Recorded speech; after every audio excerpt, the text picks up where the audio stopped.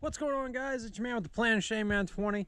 Got a real interesting thing that I want to go do. But first, real quick, I will give you an update. The Subaru did, in fact, make it to Tennessee just fine. However, there's another quote-unquote bullet hole in the windshield. It happened a second time. So, I guess whenever we get back, I am gonna either talk to my insurance or something like that and try and see if I can't figure out anything about this. If any of you guys in the Impreza community or in the Subaru community in general know anything about these Subaru windshields breaking really easily for whatever reason, somebody let me know, because this is kind of an interesting thing. I've only had this car for 3 months, and this is the second windshield that's broken, and I haven't even had it on the car for at least a month or a little over a month, and this is the second windshield I'm about to go through, and this is kind of ridiculous. So I just want to know if anybody knows anything more than I do about this, but that's not what we're going to be talking about. Anyways, we're moving on to something else that's even cooler. I don't know if you guys see that down there or not, but that is in fact a Jeep. And I just so happen to have the keys to said Jeep. So you know what we're gonna do? We're gonna go for a drive. So as far as our choices in Jeeps, this was one of 3 that we had a choice of. Now the other 2 were in fact stock and basically had stock ride height and everything like that. This one right here has a lift kit, rough country lift kit on it, has Toyo Open Countries on it, and kind of that little bull bar going on. And honestly, this thing is super nice. And it does in fact have an aftermarket exhaust.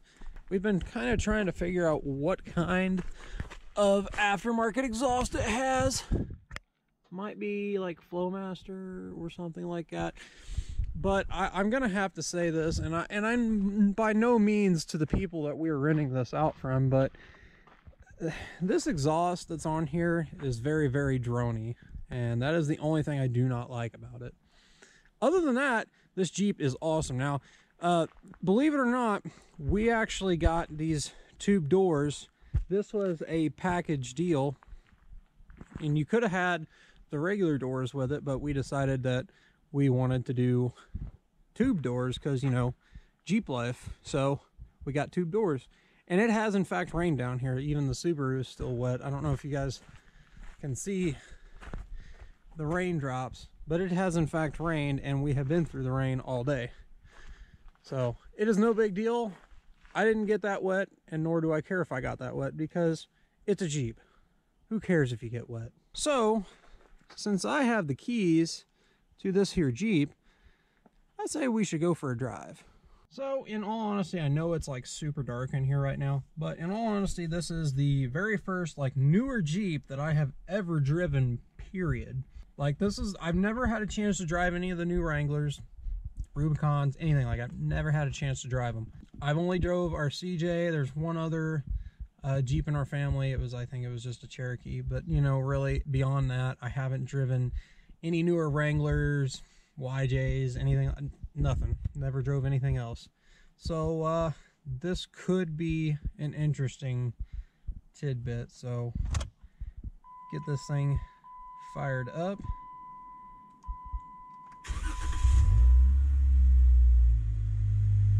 And it roars to life. Ooh, got some little burbles to it. I like it. I like it. So I'm gonna try and turn myself around and go back out that way.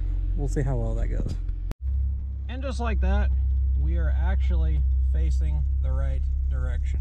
That is outstanding. So we're gonna go take this thing for a real quick drive, and I'll show you guys just how awesome this thing really is. And of course, giving my personal opinions on how this thing drives. And one thing I can definitely say is the gas is very touchy. Very touchy. You see how steep that is? I know that don't look super steep. Oh yeah, here we go. Yeah, buddy.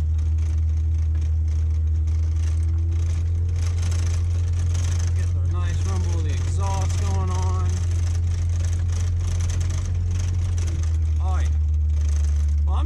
concentrate on getting us out of here first, and then we'll go from there. So I'll be back. Alright, so I've gotten myself a little bit more up the hill. Definitely one thing I can say is that the gas pedal is definitely very touchy. And like I said, I don't know if you can tell, but it's very, very drony in here. Like, that's me off the gas. It's just very drony. And I would definitely say this, that there are better exhaust systems out there for these that you could definitely pick and have a lot better sound quality with no drone.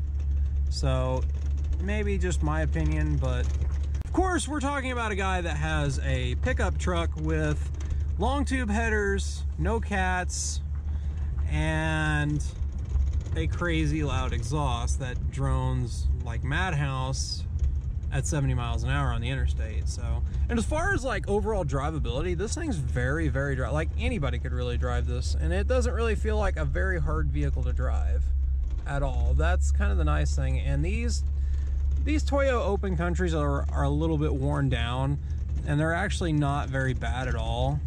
So, you know, honestly, as far as like slow speed stuff, I can definitely feel the tire, but I mean, it's not like unbearable at all. So definitely like how this feels, and at least today on the highway, it was very, very comfortable.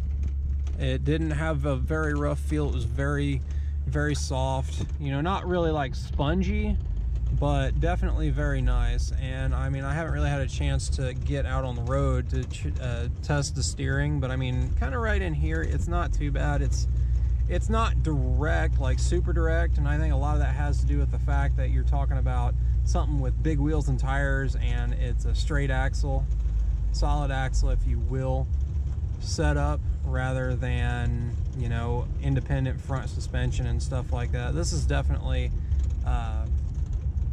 one of those deals that would be a pretty rugged ride if you want it to be. Right, so now we have made it back out to the highway, and we're gonna give this thing a real quick shot and just see how well it is.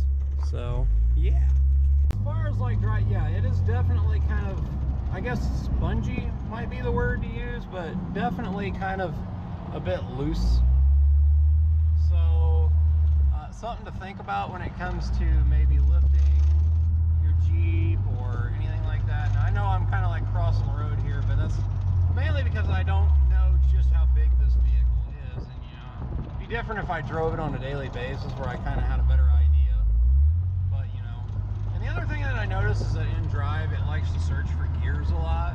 And I don't know if that's just a Chrysler thing, you know, because I know Chrysler was having some big deals or big issues with their transmissions and stuff like that. And this one kind of sounds like it searches a little bit, but it just kind of depends. Depends on where you're at and what's going on. So far, definitely in the speed department, not bad. But, you know, as far as like drivability, at least with this lift and maybe the big wheels and tires, I don't know how I feel about it. It's a little bit spongy for me. It would probably be different back home. Like, I would definitely drive it back home, but around in here in the hills and stuff, while it's perfect for this environment, I don't know how I feel about like the sponginess. It's definitely something that you could get used to, yes. But especially for somebody like me that, you know, yeah, I do drive a truck, but the steering in it is definitely a little bit more direct. And even with the car, yes, that steering is super direct and it is very light. So that is one thing that I do have to say about my Subaru, is that the steering is indeed very light. But when you want to take a turn, you don't have to question whether it's going to make that turn or not. It turns damn near on a dime. So definitely just kind of cruising around right now, and we're just enjoying the drive. Oh yeah, gassing it up. And that made like no sense whatsoever. But we're just driving along, you know, we don't even care what's going on right now. We're just driving. So yeah, as far as like overall drivability of this thing, it's not bad. I would say the biggest thing is you'll have to get used to how the steering feel is, and then definitely if you're going to get if you have one of these or you're thinking about getting one of these and you want an aftermarket is a little bit better and is not droning. I promise you there are better exhausts out there, and don't try to hack job it. It's, unless you want to deal with the drone, then that's on you. But I'm just telling you now, that's what you need to look forward to. So now we are back towards home, and we're going to make our way back to the cabin, which is actually a really, really long way back. So how about that Ford F-350 that's right here? Like, that is actually a really nice truck. You know, a lot of people will say what they want about those things and how they look. Like, honestly, I wouldn't mind owning one of the newer Power Strokes. They don't look that bad to me as far as like overall look, but the one thing that I can tell you about Fords that I really don't like is that little slant on the front doors, as like for the windows, the slant that comes down on the windows. I have never liked that, and it's just not my thing. So that's kind of why I like GM and Dodge a little bit better in that.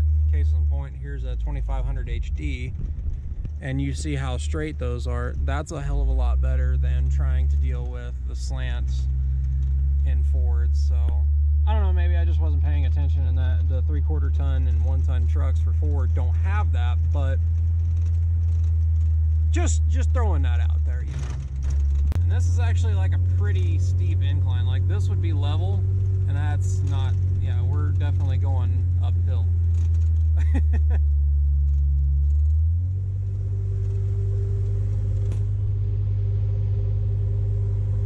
The other thing that I noticed too is that this lift kit, or whatever it is with these wheels and tires, it doesn't hunt very much. And like here, I have my hand completely off the wheel.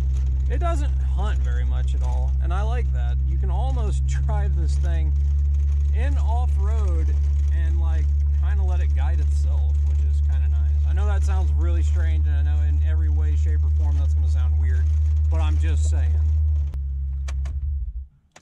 Well, that was actually a lot of fun.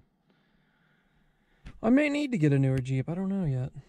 I still like that a whole hell of a lot, though. That's a great car. Although, to be brutally honest, I probably picked the wrong wheels and tires for this trip. At least for that section. Oh well. Still a great car. So I hope you guys enjoyed that video. I didn't make a complete outro for that at all, so I decided I'm just going to do it right here. But I hope you guys did enjoy that video. That was really fun to make. To actually drive a newer Jeep and kind of get a whole different experience on it. The newer Jeeps, definitely something you could get used to and drive on a daily basis, but just not really sure if it's, you know, what I would want 100%. But in either case, update on the car real quick. The bullet hole that was there is now gone because the windshield has been completely replaced. What had actually happened is that a rock chipped my windshield, as you will see right here. And it was like that the entire week we were down in Gatlinburg. The only reason I didn't call Safelite or do it myself was because I was afraid that there were, you know, with 1,000 people or so, you know, thousands of people down in Gatlinburg or in that area, that's bound to have happened to somebody else, and that they would be pretty busy and wouldn't be able to get to me. So I didn't worry about that, and I was afraid that I wouldn't be able to do it myself because I didn't have full-blown confidence in being able to make a good repair on it. And what I was also afraid of, even if I would have paid for it to be repaired or I would have done it myself, I was afraid what would happen is that it would just crack anyways. And unfortunately, when I came back home after that weekend, it had already started cracking anyways from all the heat and being out in the sun and stuff like that. So not much I could do. I went on ahead and had the windshield replaced for a second time. And a little thing to note is that I've been paying 100% out of pocket for both of those because I don't really want my insurance to go up. So I'm just dealing with it that way. It's not cheap. Even an aftermarket windshield is not that cheap. So I'm just going to deal with it as best I can. But the one thing I did want to ask rather is if anybody from the Impreza community or Subaru in general can reach out to me big time and give me some sort of advice or guidance on these windshields and why they're so fragile. I know Subaru's got kind of a bit of a problem with having fragile windshields, and so I just want to know, you know, is there anything that can be done about this? What I'm thinking about doing is having the windshield clear broad and seeing if maybe that'll help a little bit. it might help from small rock chips. It may not do anything for the big stuff, but at least it'll be some sort of protection. And then in the course of all that fun, I ended up losing my nameless nameplate a couple days ago just driving home. So I don't know how it happened. I don't know where it happened. I just know it happened. And I remember I woke up one morning, it was there. Got up the next morning, it was gone. So I ordered another one from Nameless, and I do thank those guys for getting it to me really quickly. And so we're gonna try this again and hope that everything will stay put and that I don't get a bullet hole in my windshield again. I really do like this car and I really love it. I love driving it. It's a lot of fun. It makes all the right happy noises, but it's starting to get expensive to own. And the thing is I did just get monetized by YouTube back at the beginning of July, so I am making money off of videos again, but it's not really justifying like the cost of doing everything with this and the truck and stuff like that. So it's going to be a slow process, especially with all that and work and stuff like that. So there are some more things planned for this car. I'm just taking my time and doing it little by little right now. So I'm going to get that installed and get everything done with the car. So hopefully you guys once again did enjoy this video. If you did, make sure to give it a big thumbs up because I really do appreciate it, guys. Honestly, I do.